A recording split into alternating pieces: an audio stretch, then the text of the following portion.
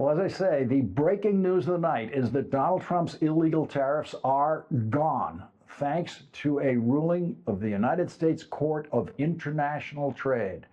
Futures trading is now soaring tonight in the expectation of an explosively positive reaction by the stock market tomorrow, when the world will reset itself around the restoration of law and order in international trade and the crushing of the Trump tariffs and resultant personal worldwide humiliation of Donald Trump.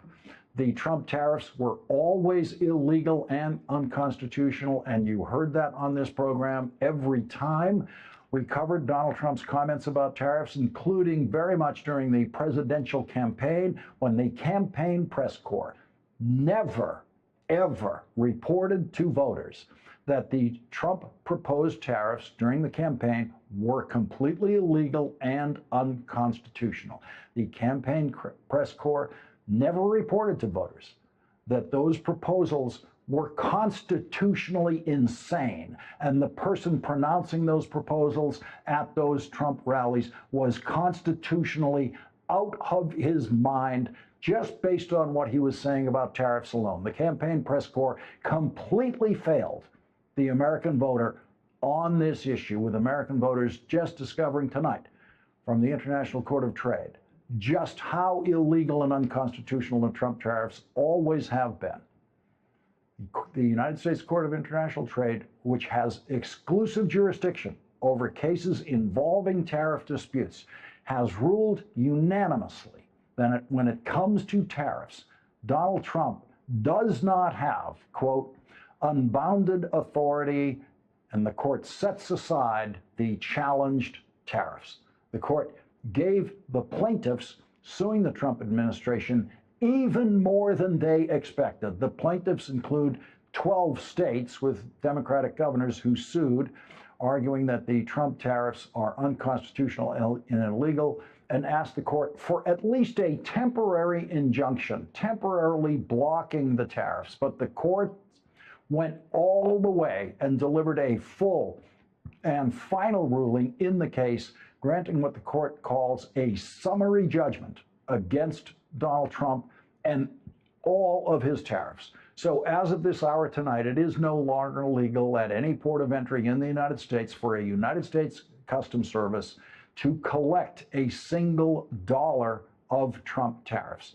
Civil lawsuits like this seldom have such total and complete and final victories just 2 weeks after the court heard arguments in the case. Victories in this case for plaintiffs at this stage of this kind of litigation are very unusual, but here we are. And as I've been reporting to you literally for years now, there are few things more clear in law than Congress's complete authority over tariffs. The Court of International Trade said in its opinion that even if Congress wanted to give Donald Trump power over tariffs, it would be unconstitutional to do so. Quote, an unlimited delegation of tariff authority would constitute an improper abdication of legislative power to another branch of government. Donald Trump's illegal tariffs were based on the International Emergency Economic Powers Act of 1977, and today, finally, the Court of International Trade said what I've been saying since the day Donald Trump invoked that law to support his tariffs. Quote, any interpretation of the International Emergency Economic Powers Act that delegates unlimited tariff authority is unconstitutional. The court rejected Donald Trump's claim of a national emergency to justify his tariffs, saying the mere incantation of national emergency cannot, of course, sound the death knell of the Constitution. And that's what Donald Trump is trying to do. He's trying to kill the Constitution of the United States in a different way every day. He tried and failed, thanks to the Court of International Trade, to sound the death knell of the Constitution by stealing Congress's exclusive power over tariffs. And in a 49-page ruling co-authored by 3 judges of the Court of International Trade in New York City, Donald Trump's attempts to kill the Constitution this time have failed. Judge Gary Katzmann was appointed by President Obama. Judge Jane Rustani was appointed by Republican President Ronald Reagan. Judge Timothy Reif was appointed by Republican President Donald Trump. And those three judges unanimously agreed to every word in tonight's breaking news opinion that there is nothing in American law that can make Donald Trump's tariffs legal.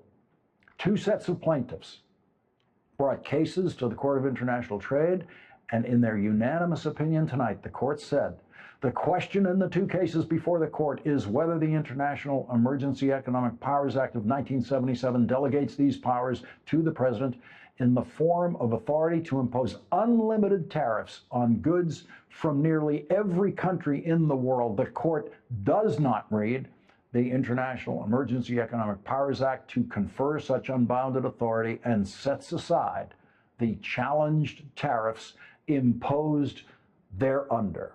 For Donald Trump's benefit, though he, of course, could never actually read a single page of a court opinion, but mostly for the benefit of the United States Supreme Court, the trade experts on the Court of International Trade wrote a brief history of international trade right in their opinion, and a brief history of international trade law for Donald Trump's Supreme Court justices to study because they know very little about international trade law. When Donald Trump, no doubt, appeals this case all the way up to the judges on the Supreme Court who he believes owe him their permanent loyalty. The trade court identified three different kinds of tariffs Donald Trump was illegally imposing and ruled against each of them, calling each of them illegal and unconstitutional. The court referred to tariffs imposed on countries to indirectly force them to somehow stop the flow of fentanyl around the world and other illicit drugs that are illegal, because tariffs cannot legally be used to leverage the behavior of other governments on issues other than regulated international trade. The court wrote, a tax deals with a budget deficit by raising revenue. A dam deals with flooding by holding back a river. But there is no such association between the act of imposing a tariff and the unusual and extraordinary threats that the trafficking orders purport to combat. The trafficking orders do not deal with their stated objectives. Rather, as the government acknowledges, the orders aim to create leverage to deal with those objectives. That use is impermissible, not because it is unwise or ineffective, but because Section 1701 does not allow it. The court laid out the legal specifics, striking down all of what Donald Trump calls his reciprocal tariffs. And throughout the opinion, the court was very clear that Congress would have the authority to impose any of these tariffs, but the president simply does not have that legal authority. In the same sense that the president does have the power to pardon people convicted of federal crimes, which Donald Trump is doing in the most corrupt manner in history, but Congress does not have the power to pardon people convicted of federal crimes. These distinctions in presidential and congressional power have always been easy and simple for people to understand, and no one has ever disputed them, just as no one has ever imagined prior to Donald Trump that a president has the authority to raise or lower tariffs. The court went through a painful recitation of all the tariffs Donald Trump has threatened to impose and then reduced and then postponed, saying every one of those decisions was made illegally. The court explained that a summary judgment is the only possible way in this case that this case can be resolved and needs to be resolved now. And this court explained the standards for a summary judgment, saying the court shall grant summary judgment if the movement shows that there is no genuine dispute as to any material fact, and the movement is entitled to judgment as a matter of law. That is a very high bar, but Donald Trump's constitutional illiteracy easily delivered a summary judgment to the states and other plaintiffs to end all of the Trump tariffs and not allow them to be collected at any port of entry anywhere in the United States. The court, of course, cited James Madison, writing in the Federalist Papers, on the importance of separation of powers and said an unlimited delegation of tariff authority would be unconstitutional. The court said, quote, the president's assertion of authority here has no meaningful limiting standards, essentially enabling him to impose any tariff rate he wants on any country at any time for virtually any reason. The court stopped that madness tonight. It's over. The Trump tariff madness ends now. The court said Donald Trump's attempt to use our international trade balance of payments with countries around the world as a reason for a president to impose tariffs was illegal and unconstitutional. Donald Trump has lost in court many times before, most notably in the 34 guilty verdicts returned against him by a jury of his peers in a criminal case in Manhattan last year.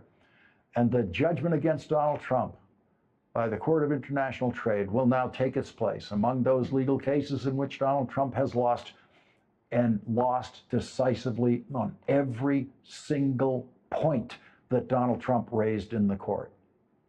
There is not a single word that was said by Donald Trump's lawyers justifying his tariffs that was accepted by a single judge on the Court of International Trade, including the Trump-appointed judge who joined this unanimous opinion. And so tomorrow, when Donald Trump stands before a microphone and lies to the American people about his tariffs, it will be another worldwide humiliation day for Donald Trump.